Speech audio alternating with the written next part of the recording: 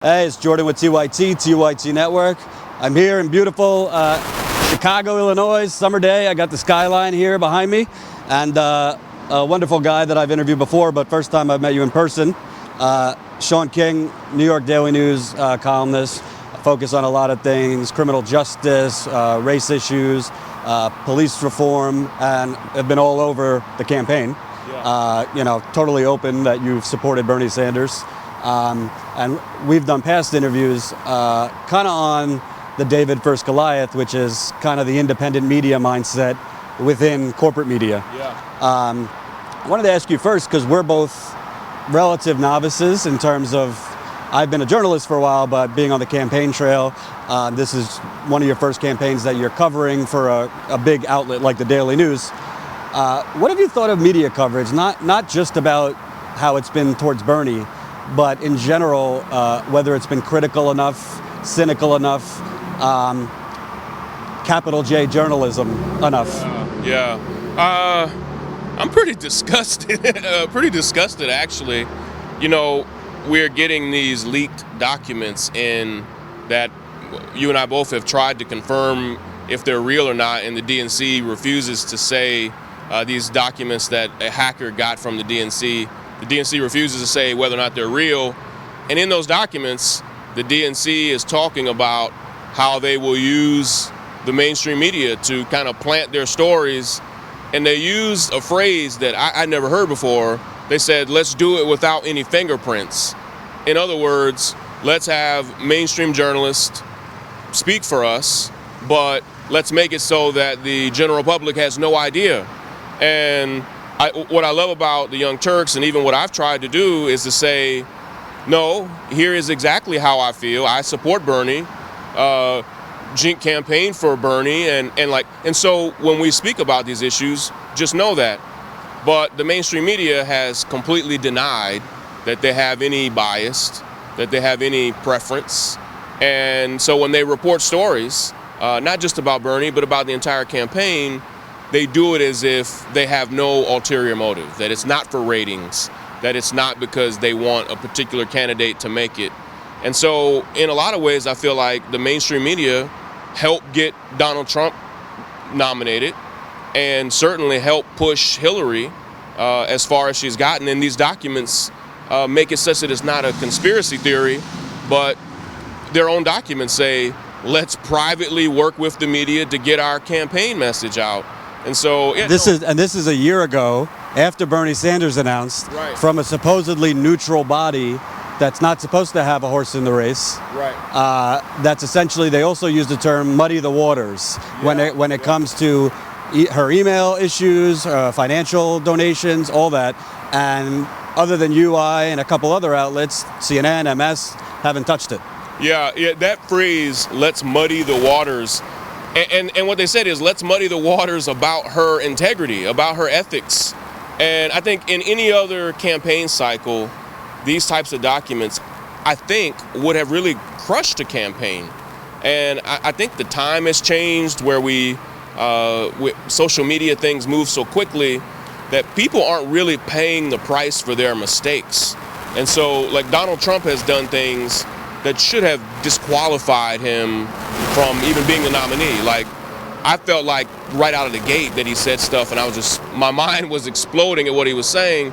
But I remember when he threw John McCain under the bus and said, he didn't like veterans who got caught, because he was a POW. I had the thought then, and this should have been true, I was like, Trump's dead. Like, he's done. The campaign is over. And he just kept rolling. And I think he kept rolling in part because the mainstream media wanted him to keep rolling. And they continued to push him, continued to make him first.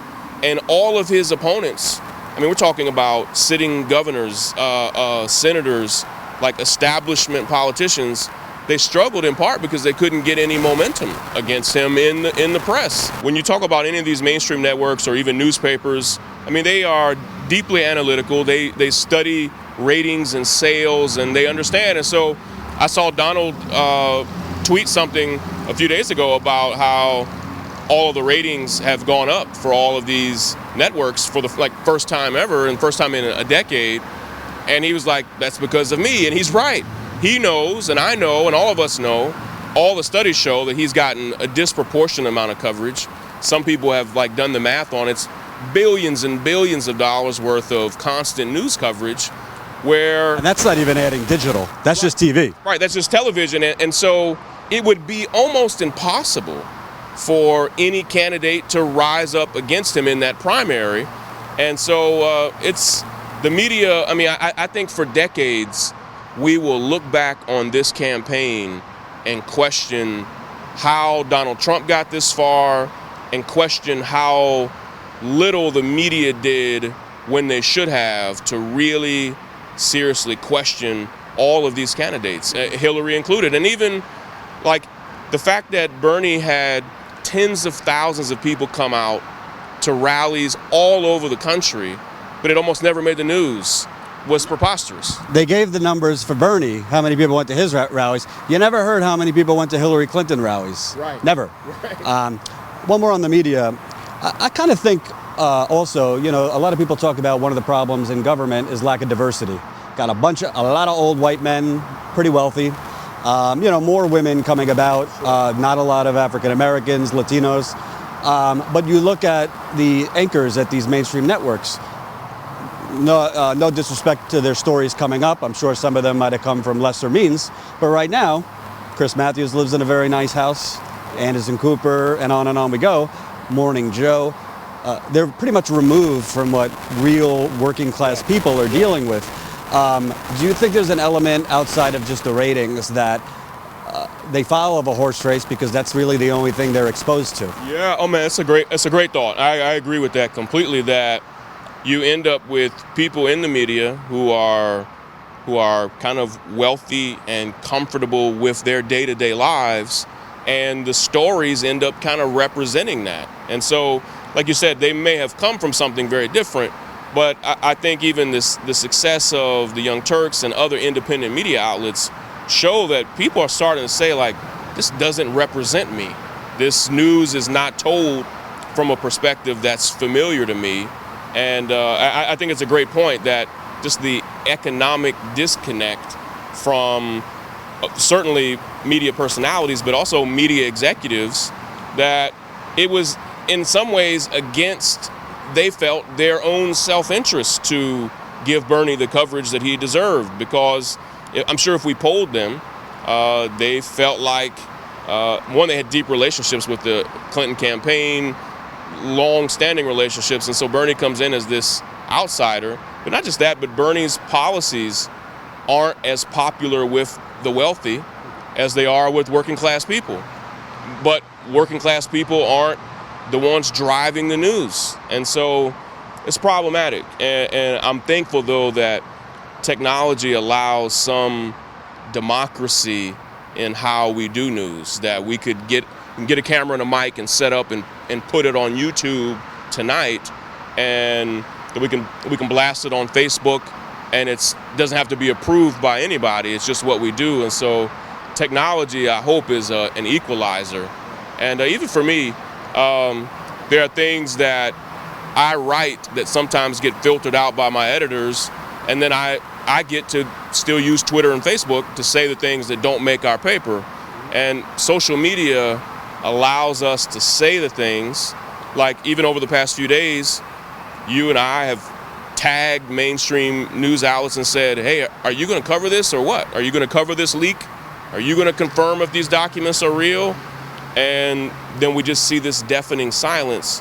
But the internet and social media gives us a lot of power, so we got to keep using it. And you're, at least to me, one of the leading voices in America on the African American issue. And one thing that really struck me that I was guilty of, I went down to South Carolina for the primary, and editorially, I want to focus on the African American vote. And I did an interview in a barber shop, African American owners, a lot of African Americans, and they said, hey, love that you came down here, but you're not coming down here after the primary. And they were right. We only focus on African American issues or the LGBT issues when it's in the news. But we're closer to being a majority minority country than not. Absolutely. Or California already is a majority minority state. Right. And so, I guess what I was asking is, going forward, how do capital P progressive candidates, not to win the African American vote, but to strike a chord with them, whether it be electoral politics or movement politics? You know, when I was at the Democracy Spring in D.C., I did see plenty of diversity, but it was predominantly white. Yeah. And these money and politics issues, I think, affect everyone. Yeah. So going forward, how does a politician, whether it's Bernie, others, activists, reach out to your community? Yeah, there are a lot of answers to that question. It's a great question. I think even when the guys in the barbershop push back and were like, "Hey, we know once you leave, you're gone for good." I'm going back. But. Yeah, yeah. I think the answer is kind of even in that question, in that the progressive movement has to emanate in a lot of ways from those communities, and people have to be able to identify emerging leaders from Black and Latino communities of color on campuses of HBCUs and Black colleges, and find people, not to port people from the outside into these communities, but find folk in the communities who already have skin in the game, who already have kind of resonance and power, and say, listen, you do not have to